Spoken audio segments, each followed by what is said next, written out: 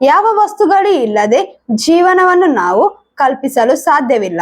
ನಮ್ಮ ಮನಸ್ಸಿಗೆ ಮೊದಲಾಗಿ ಬರುವ ವಿಷಯಗಳು ಗಾಳಿ, ನೀರು ಮತ್ತು ಆಹಾರ.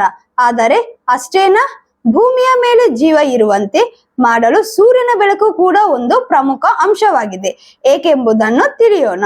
ಸೂರ್ಯನ ಕಿರಣ ಪಟಲದಲ್ಲಿ ವಿಭಿನ್ನ ವಿಧದ ಕಿರಣಗಳು ಇವೆ. ಉದಾಹರಣೆಗೆ, ಇಂದ್ರಧನುಷ್ಯದಲ್ಲಿ ಕಾಣುವ 7 ಬಣ್ಣಗಳಾದ ದೃಶ್ಯ ಕಿರಣಗಳು. ಈ ದೃಶ್ಯ ಕಿರಣಗಳ 2 ಅಂಚುಗಳಲ್ಲಿ ಅದೃಶ್ಯ ಕಿರಣಗಳು ಇವೆ. ನೇರಳೆ ಬಣ್ಣದ ಪಾರ್ಶ್ವದಲ್ಲಿ ಅಲ್ಟ್ರಾವೈಲೆಟ್, ಎಕ್ಸ್ ಕಿರಣಗಳು, ಗಾಮಾ ಕಿರಣಗಳು, ಕಾಸ್ಮಿಕ್ ಕಿರಣಗಳು ಇರುತ್ತವೆ. ಕೆಂಪು ಬಣ್ಣದ ಪಾರ್ಶ್ವದಲ್ಲಿ ಇನ್ಫ್ರಾರೆಡ್, ಮೈಕ್ರೋವೇವ್, ಲಾಂಗ್ ವೇವ್ ಮತ್ತು ಇನ್ನಿತರ ಕಿರಣಗಳು ಇವೆ. ಇನ್ಫ್ರಾರೆಡ್ ಕಿರಣಗಳು ಹತ್ತಿರದ, ಮಧ್ಯದ ಹಾಗೂ ದೂರದ ಇನ್ಫ್ರಾರೆಡ್ ಕಿರಣಗಳೆಂದೇ ವಿಭಜಿಸಲಾಗಿದೆ. ದೂರದ ಇನ್ಫ್ರಾರೆಡ್ ಕಿರಣಗಳಲ್ಲಿ 4 ರಿಂದ 16 ಮೈಕ್ರಾನ್ಗಳು ನ್ಯಾನೋ ಸ್ಪೆಕ್ಟ್ರಮ್ ಇರುತ್ತದೆ. ಇದು ಮಾನವನ ದೇಹಕ್ಕೆ ಅತ್ಯಂತ ಅಗತ್ಯವಾದುದು. ಮಾನವನ ದೇಹದಲ್ಲೂ ಸಹ ಈ ದೂರದ ಇನ್ಫ್ರಾರೆಡ್ ಕಿರಣಗಳು ನಿರ್ಮಾಣವಾಗುತ್ತದೆ. ಇದರ ಪರಿಣಾಮವಾಗಿ ದೇಹದಲ್ಲಿ ಉಷ್ಣತೆ ಉಂಟಾಗುತ್ತದೆ. ನಾವು ಈ ಕಿರಣಗಳನ್ನು ಸೂರ್ಯೋದಯದ ಸಮಯದಲ್ಲಿ ಸುಮಾರು 1 ಗಂಟೆ ಹಾಗೂ ಸೂರ್ಯಾಸ್ತದ ಸಮಯದಲ್ಲಿ 30 ರಿಂದ 45 ನಿಮಿಷದವರೆಗೆ ಪಡೆಯುತ್ತೇವೆ.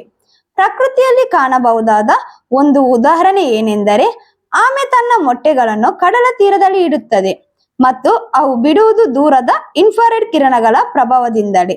ಅದೇ ರೀತಿಯಾಗಿ ಅವಧಿಪೂರ್ವವಾಗಿ ಜನಿಸಿದ ಶಿಶುಗಳನ್ನು ಇನ್ಕ್ಯುಬೇಟರ್ ನಲ್ಲಿ ಇಡಲಾಗುತ್ತದೆ. ಅಲ್ಲಿ ಶಿಶುಗಳು ದೂರದ ಇನ್ಫ್ರಾರೆಡ್ ಕಿರಣಗಳಲ್ಲಿ ಒಳಪಡುತ್ತವೆ. ಇದರ ಪರಿಣಾಮವಾಗಿ ಅವುಗಳು ಅಪೂರ್ಣವಾಗಿ ಬೆಳೆದ ಅಂಗಾಂಗಗಳು ಬೆಳೆಯುತ್ತದೆ. ಆದ್ದರಿಂದ ಈ ಕಿರಣಗಳನ್ನು ಜೀವನದ ಬೆಳಕು ಎಂದು ಕರೆಯಲಾಗುತ್ತದೆ. ನಾಸಾದಲ್ಲಿ ಒಂದು ಸಂಶೋಧನೆ ನಡೆಯಿತು.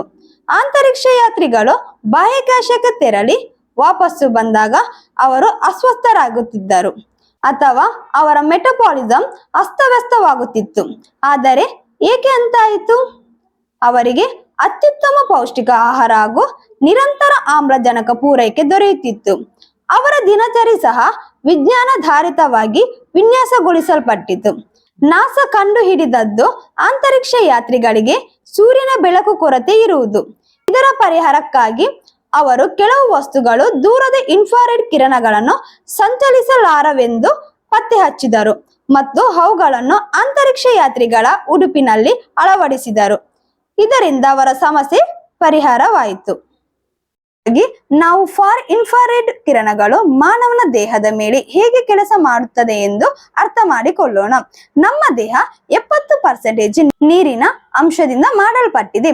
ಈ ಕಿರಣಗಳು ಮಾನವನ ದೇಹದ ಒಳಗೆ 4 ರಿಂದ 5 ಸೆಂಟಿಮೀಟರ್ ಆಳಕ್ಕೆ ನುಸುಕಬಹುದು.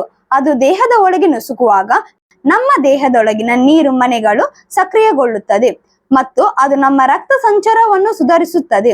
ಸಹ ಮೈಕ್ರೋ ಸಂಚಾರವು ಅಂದರೆ ಕೋಶ ಮಟ್ಟದವರೆಗೆ ಇದು ಮಾನವನ ದೇಹದ ವ್ಯಾಪಕಾಂತಕ್ಕೆ ಸಹಾಯ ಮಾಡುತ್ತದೆ ಮತ್ತು ಹೀಗೆ ಮಾನವನ ದೇಹದ ರೋಗ ನಿರೋಧಕ ಶಕ್ತಿಯನ್ನು ಸುಧಾರಿಸುತ್ತದೆ.